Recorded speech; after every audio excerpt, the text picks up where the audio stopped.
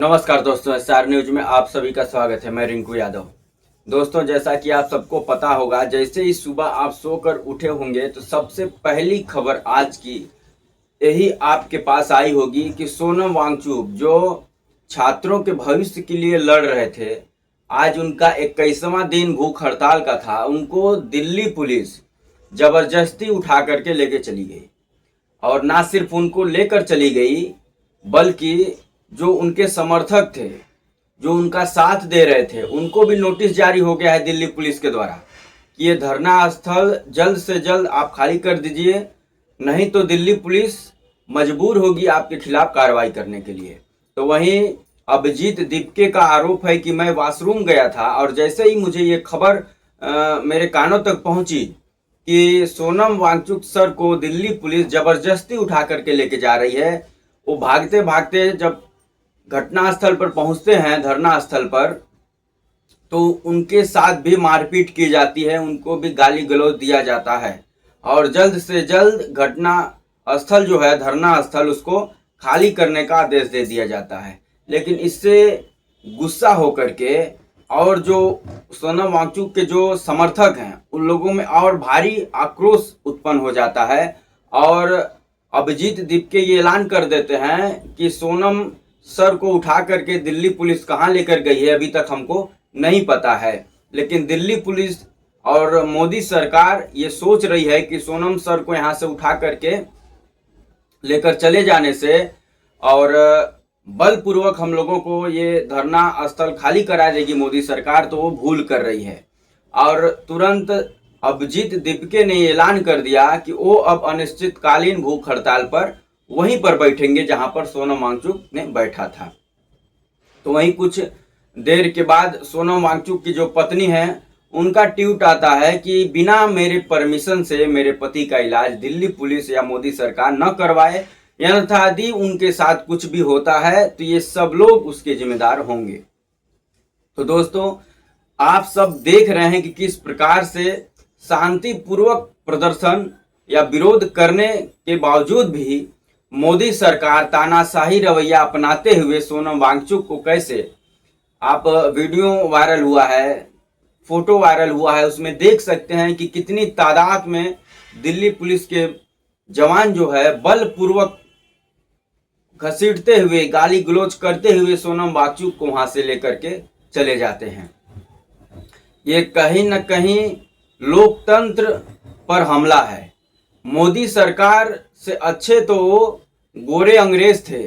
जब हमारे महापुरुष उनके खिलाफ धरना प्रदर्शन करते थे, भूख हड़ताल करते थे, तो कम से कम वो सब आकर भी हम लोगों से बात करते थे। हमारे महात्मा गांधी से आकर के बात करते थे जब वो धरना प्रदर्शन करते थे या भूख हड़ताल करते थे, सत्याग्रह करते थे, तो वो गोरे अंग्रेज भी आकर के बातचीत करते थे और बातचीत से ही हल निकाला जाता था। लेकिन अब की जो ये काले अंग्रेज सत्ता में बैठे हैं भारत के, ये कहीं न कहीं उनसे भी 2 कदम आगे निकल चुके हैं। ये आपसे बात नहीं करेंगे, ये संविधान के तहत कोई काम नहीं करेंगे, ये तानाशाही रवैया अपनाते हुए आपको बलपूर्वक विरोध प्रदर्शन करने से रोकेंगे, आपको उठा करके जेलों में डाल दिया जाएगा और जबरदस्ती सेना लगा करके, पुलिस को लगा करके आपके ऊपर लाठीचार्ज करवाया जाएगा। जब छात्र अपने लिए रोजगार की मांग करते हैं तो उनके ऊपर लाठीचार्ज करते हैं ये सब। जब किसान अपनी जमीन बचाने के लिए धरना प्रदर्शन करते हैं तो उनके ऊपर भी लाठीचार्ज करते हैं ये सब। कहीं न कहीं मोदी सरकार अब पूरी तरीके से तानाशाही की तरफ बढ़ चुकी है और इससे कहीं न कहीं भारत के संविधान पर खतरा मंडरा रहा है, भारत के किसानों पर खतरा मंडरा रहा है। मोदी सरकार अपने 2 दोस्तों के लिए काम कर रही है, अडानी और अंबानी के लिए। देश की जितनी भी संपत्ति है सब मोदी अपने दोस्त अडानी और अंबानी के नाम करते जा रहे हैं। हर विभाग में प्राइवेटेशन बढ़ता जा रहा है। इससे कहीं न कहीं जो गरीबों को मिलने वाला आरक्षण था वो भी अब खतरे में पड़ गया है। लेकिन इसके खिलाफ आवाज उठाएगा कौन? आवाज उठाइएगा तो लाठीचार्ज होगा, झूठे मुकदमों में आपको जेल में ठूस दिया जाएगा और आपको आतंकवादी, खालिस्तानी, नक्सलवादी घोषित कर दिया जाएगा। यही मोदी सरकार में चल रहा है। पिछले 12 सालों के अपने कार्यकाल में मोदी सरकार एक भी देश में यूनिवर्सिटी नहीं बना पाई, एक भी एम्स नहीं बना पाई, एक भी अस्पताल नहीं बना पाई, लेकिन जो बने हुए संस्थान हैं उनको नुकसान करने की भरकस कोशिश कर रही है। कहीं यूनिवर्सिटी तोड़ने का आदेश आ जाता है तो कहीं स्कूल को बंद करने का आदेश आ जाता है। ये सब दर्शाता है कि शिक्षा को लेकर के मोदी सरकार थोड़ी सी भी गंभीर नहीं है।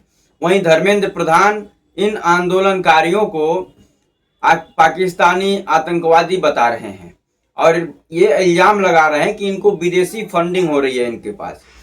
लेकिन अपना जिम्मेदारी निभाने में पूरी तरह से विफल धर्मेंद्र प्रधान कहीं न कहीं चापलूसी कर रहे हैं और मोदी तो मानो मौन मोदी बन करके बैठे हुए हैं।